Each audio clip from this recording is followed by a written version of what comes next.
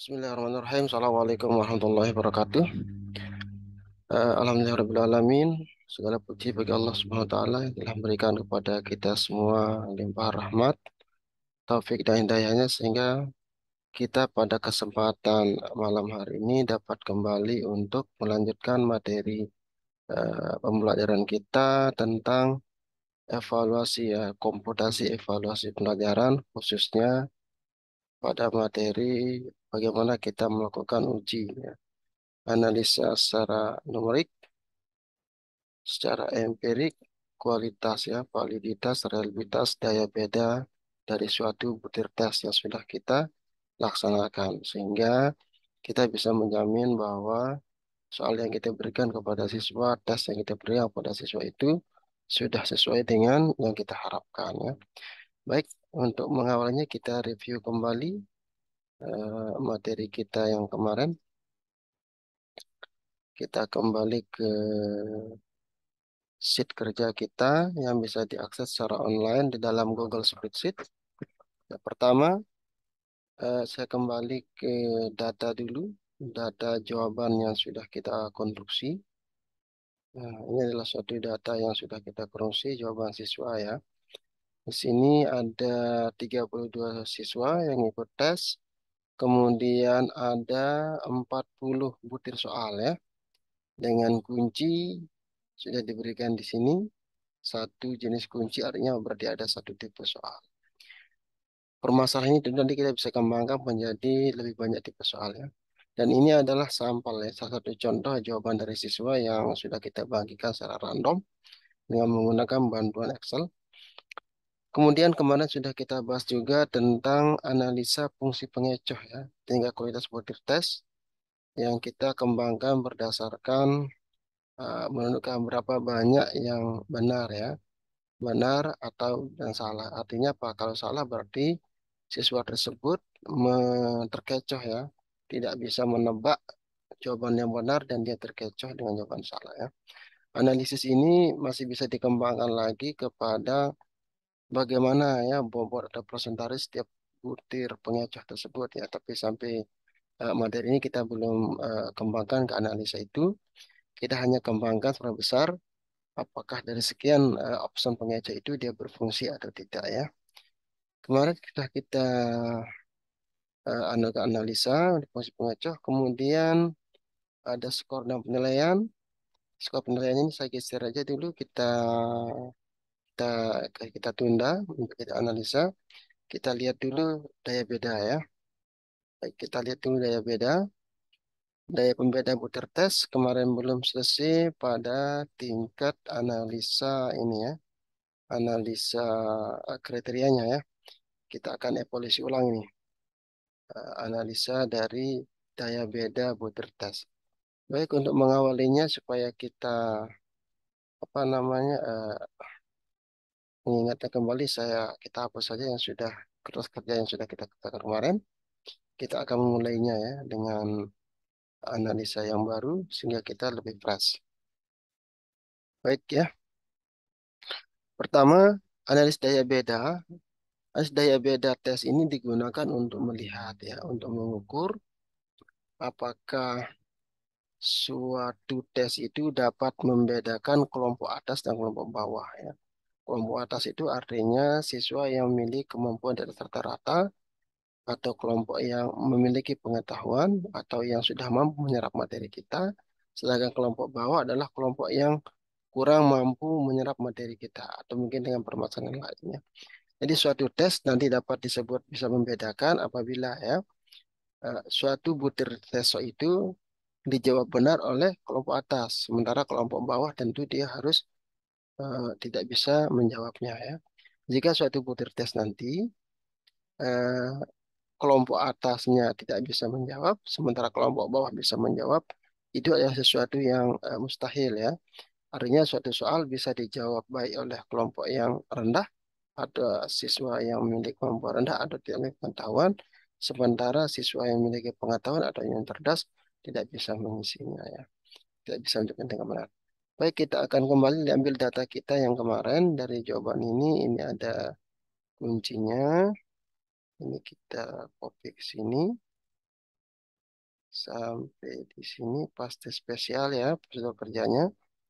Pertama kita lihat data kita, kemudian jawaban siswanya ya, yang sudah dikoreksi ya. Jawaban yang sudah dikoreksi. Jadi ini kita ngambil 0101 ya. Udah beda ya. Kita ngambil boleh 01. Dari sini dapat eh, ini sudah kita bisa copy paste spesialnya ya. Oke, paste spesial formula. Oke. Selanjutnya yang kita lakukan adalah eh, kita lihat ya berapa totalnya. Total apa namanya? Total benarnya ya, total di sini. Oke, total benarnya. Yang ini kita hapus saja supaya kita tidak terkecoh. Ini adalah template dari form sebelumnya ya.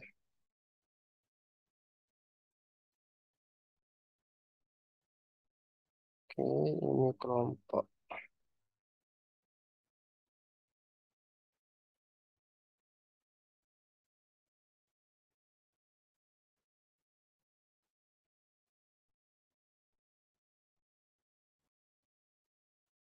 Kita dulu ini sendiri ya. Kita rapiin dulu kerja kita. Oke, paste, skor, ini hapus. Baik, ini kita hapus. Biar rapi ya kerja kita. Baik, kriterianya begini. Persamaan yang kita gunakan untuk analisisnya adalah NA, ini adalah banyaknya kelompok atas, NB adalah banyaknya kelompok bawah, dibagi dengan banyaknya kelompok atas dikali dengan 100% ya. Nah, sekarang kita hitung dulu berapa banyak benarnya, sum. Berapa banyak benarnya, ini kita enter. Oh, oke, ini sudah dijumlahkan semua. Kemudian banyak benernya ini kita urutkan ya dari eh, yang terbesar ke yang terbesar. Saya nama sisanya sini X1, sini X2, sini X3. Nah, kita geser, oke, sampai X32 ya. Oke, sekarang yang ini kita urutkan ya dari skor siswa yang terbesar, total skornya ke yang terkecil ya. Ini ada filter, bukan filter ya. Mana ya? Untuk mengurutkan ini.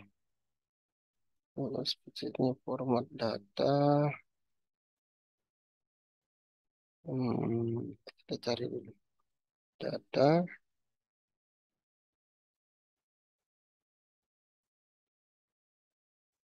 buat tampilan baru. Format, apa ya? Datang di sini. Coba kita urutkan dari terbesar ke yang terkecil. Ini buat filter ini. Data, tampilkan A ke Z. Mana ya? Format, edit, tampil, sisipkan. Mana yang untuk mengurutkan di sini di Google Sheet ini? Data, ini urutkan Z, urutkan rentang. Nah, ini. Urutkan rentang. Urutkan rentang berdasarkan A ke Z. Berdasarkan kolom B. Opsi, ya ini kita pakai opsi aja. Oke. Berdasarkan kolom ini ya, kolom aki ya. Kita pilih kolom aki. Ini dia nih, yang lampir ini ya. Dari terbesar ya, dari terbesar ke yang terkecil. Oke, urutkan. Oke. Jadi tertinggi itu skor total skornya ada 15. Ini diperoleh oleh siswa nomor 25 ya. Siswa nomor absen 25. Oke. Nah, kemudian ini kita bagi jadi dua ya. Kita belah jadi dua. Dari siswa nomor 1 sampai siswa, karena ini banyaknya ada 32, maka sampai nomor 16 itu adalah eh, siswa dengan kelompok atas. Ini kita tandain ya. Ini adalah siswa kelompok atas. Ini kita tanda di sini. Ini atas kelompok atas, atas ya. Kita sampai di sini.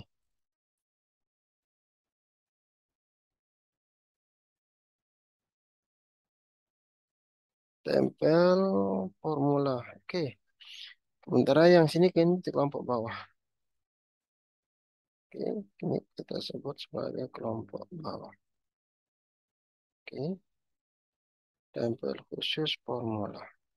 Oke.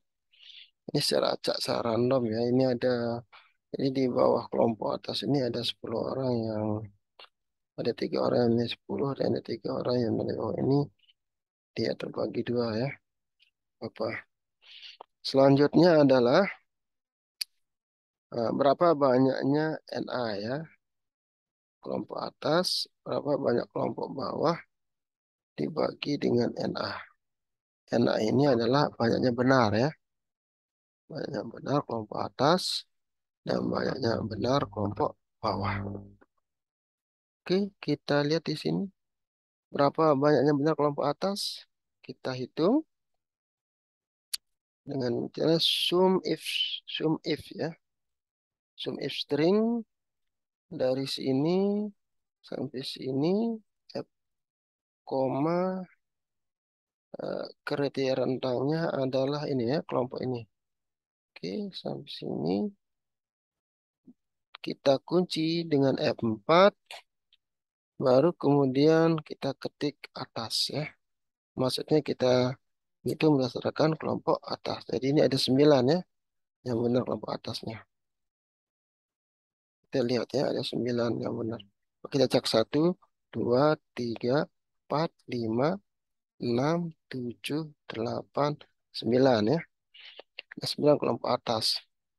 Nah, kelompok atas ini, kemudian kita cek juga berapa yang benar kelompok bawah. Ini bisa dengan cara copy aja persamaan function ini, kita sama dengan paste, atasnya ganti dengan bawah. Enter. Oke. Ada 9 yang benar atas dan yang bawah ada 3 ya. Coba kita lihat 1, 2, 3. Oke ya. Kemudian daya bedanya ini samanya ada apa? Banyaknya benar kelompok atas dikurangi banyak kelompok bawah dibagi banyaknya kelompok atas ya. Oke. Berarti di sini sama dengan banyaknya benar kelompok atas ini dikurangi banyaknya benar kelompok bawah ini dibagi dengan count. Count if berapa banyaknya kelompok atas ya. Atau kelompok bawah ini boleh mengkali kelompok atas saja. Atas boleh juga menggunakan bawah ya. Karena banyaknya kelompok atas dan kelompok bawah ini adalah seimbang ya. Data ini kebetulan datanya genap, ada 32. Andai kata misalnya nanti ada datanya ada 33 ganjil ya, maka akan ada satu siswa di tengah-tengahnya itu nanti sebagai yang tidak masukkan dalam analisa termasuk kelompok atas dan kelompok bawah ya. Oke, kemudian ini kerjanya apa? Oke, daya bedanya 38. Nah, nanti kriterianya kita buat di sini. Kriterianya pertama, jika daya bedanya lebih besar daripada 50%, itu kategorinya sangat baik. 50% ya. Makanya kita buat constant sini jika, oke, daya bedanya itu ini ya, lebih besar sama dengan 50 dibagi 100, maka kategorinya adalah sangat baik. Tetapi jika C45 ini lebih besar atau sama dengan 30, maka itu kategorinya adalah baik. Sedangkan kalau C45-nya itu besar atau sama dengan 20, maka itu kategori adalah buruk. Agak baik ya, bukan buruk. Agak baik. Kemudian jika ya eh, C45 daya beda ya, besar atau sama dengan 10, maka dia itu adalah buruk. Eh, di bawah 10 itu sangat sangat buruk. Eh, Nah ini sangat buruk ya. Oh iya, ini 10-nya ini belum dibagi dengan 100. 20-nya juga belum dibagi dengan 100. Kita bagi dulu ya. Bagi 100. 30-nya juga belum dibagi dengan 100. Oke. Di sini kita tarik kesimpulan tindakan. Di dalam kriterianya, kaidah ilmunya, kalau dia agak baik itu direvisi, tapi buruk dan sangat buruk itu dibuang ya. Sisanya adalah dipakai. Berarti jika eh, jika yang ini sama dengan apa tadi agak baik, baik, agak baik, maka direvisi ya, direvisi. Revisi. Tetapi jika kriterianya ini or ya, kita pakai or. Jika kriterianya ini sama dengan buruk atau ini sama dengan sangat buruk, maka itu kriterianya adalah dibuang ya, dibuang. Sisanya adalah dipakai. Jadi gini, kriterianya itu ada 5. Yang pertama agak baik itu direvisi, tapi kalau butir soalnya itu indeksnya itu buruk, dia itu ada sangat buruk. Ini ada kata or artinya atau. Ini adalah suatu fungsi logika, ya apa namanya, atau yang artinya apa? Apabila terjadi salah satu dari keduanya ini ada, maka dia akan bernilai dibuang ya.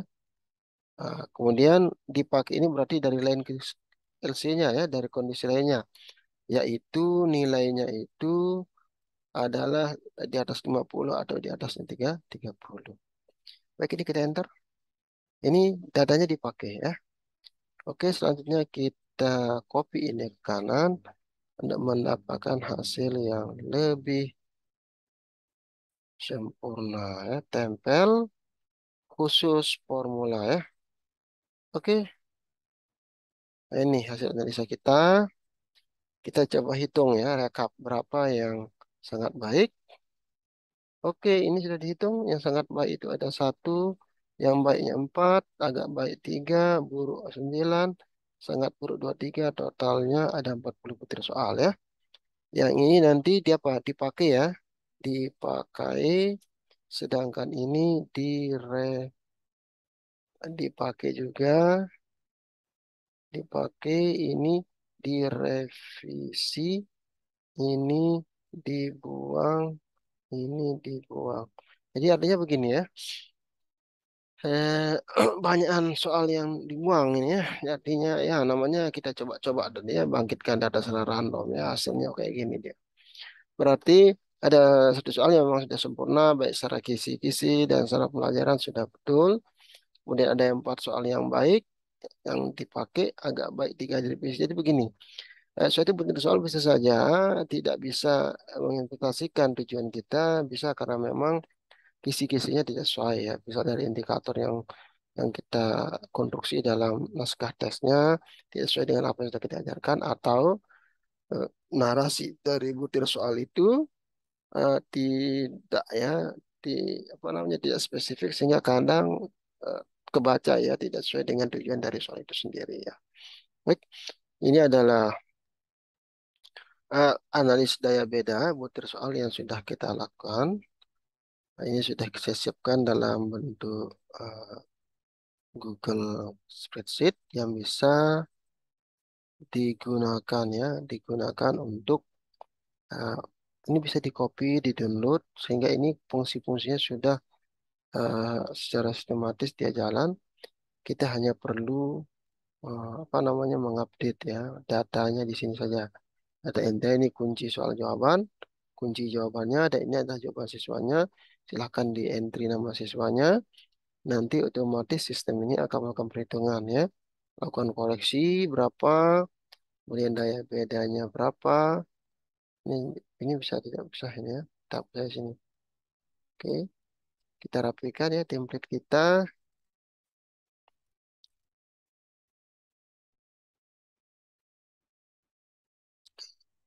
Saya rapikan dulu ya, biar enak kita lihat. Oke,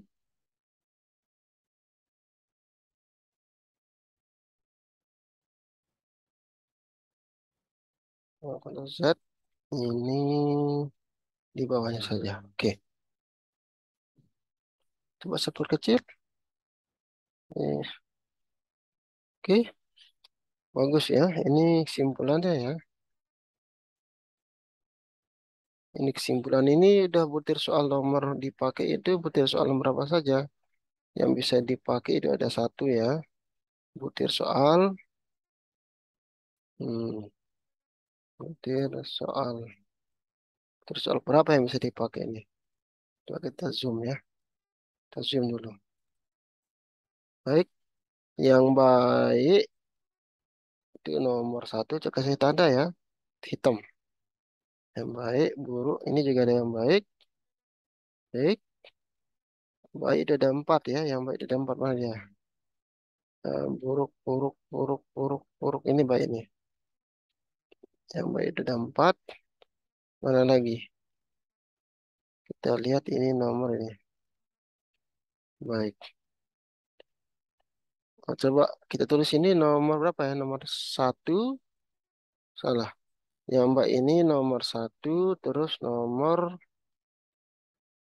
berapa ini? Nomor lima ya. Nomor lima. Nomor satu. Nomor lima. Terus nomor 26. Nomor 26. Terus ini nomor 34. 34. Sama mana yang baik satu? Ini yang baiknya ada 4. Oh, udah pas ya. Udah pas nih. 4. Sedangkan yang sangat baik, mana yang sangat baik? Ini ada satu ya. Sangat baik, mana sangat baik? Buruk, buruk, sangat baik ini ya. Baik. Sangat baik ini nomor berapa ya? Sangat baik ini nomor 29 ya. Salah. Nomor 2 butir soal nomor 29. Sedangkan yang direvisi itu revisi ya. Mana revisi sini? Yang direvisi itu ada 3. Dibuang yang direvisi ya. Direvisi. Kita kasih tanda miring revisi. Revisi nomor 38 ya. Ada nomor 38. Mana lagi? Revisi. Direvisi. Mana revisi? Nih. Ya, kontrol miring. Kita miringin dia. Nomor apa? Butir soal nomor 21. Mana lagi satu? Direvisi ini. Oke. Butir soal nomor 10 ya. Jadi lihat AL ini 10 ya. Butir nomor 10 ya. Direvisi ya. Nah, jadi nomor 9 ini ada 9 soal yang di bawahnya. Kalaupun kita gunakan ya data hasil tesnya, itu tidak akan memberikan penilaiannya hasil akhir yang sesuai dengan yang kita harapkan. Bisa saja eh, coba kita lihat ya. Coba satu saja soal yang sangat buruk ini. Kita interpretasikan. Ini sangat buruk ya. Kita lihat yang benar di kelompok atas satu orang, yang di benar kelompok bawah juga satu orang. Artinya apa ya? Butir soal ini tidak bisa membedakan siswa yang bisa dan tidak ya. Karena apa?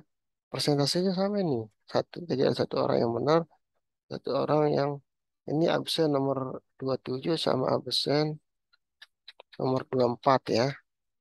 Jadi ini kelompok atas, ada kelompok bawah. Ini walaupun ini memang mepet sekali nih posisinya ya. Tapi memang tetap dia tidak bisa disebut membedakan ya. Karena apa?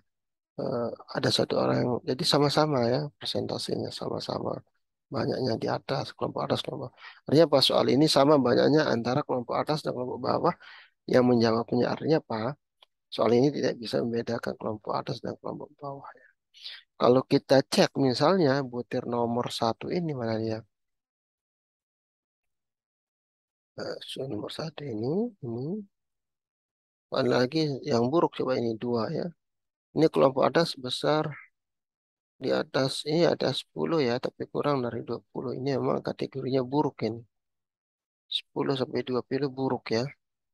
Nih, buruk ini kriterianya ya. Buruk ya.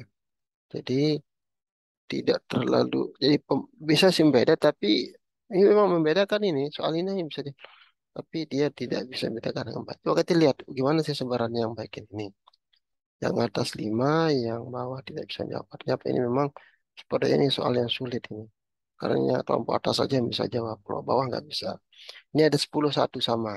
Kelompok atas 10 orang bisa jawab, kelompok bawah nggak bisa. Ini saya yakin nanti dia kalau kita analisis tingkat kesulitan, ini akan kebaca sebagai soal yang kriterianya sangat sulit ya. Skor ya, tingkat kesulitan. Fungsi pengecoh ya. Oke, daya beda sudah selesai, analis daya beta butir tes ya. Tes.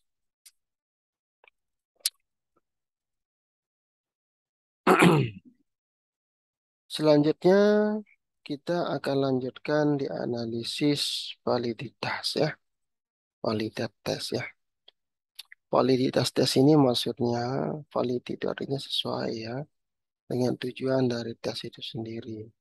Kalau misalnya suatu butir soal tidak valid, maka dia nanti tidak bisa menjadikan apa namanya tidak bisa disebut sebagai tidak bisa tepat ya untuk digunakan untuk menguji atau memberikan penilaian kepada siswa ya.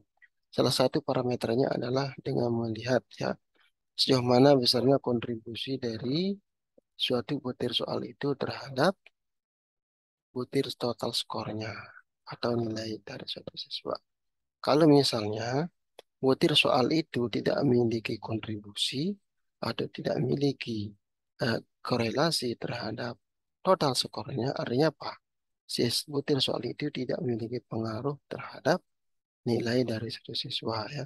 Artinya ada ataupun tidak ada butir soal itu tidak akan menyebabkan nilai dari seorang siswa itu akan berubah ya. Itu pentingnya nilai validitas. Ini akan kita lanjutkan dalam video berikutnya ya. Dalam materi-materi kita untuk yang sisi ini daya ini kita cukupkan ya. Terima kasih. Assalamualaikum warahmatullahi wabarakatuh.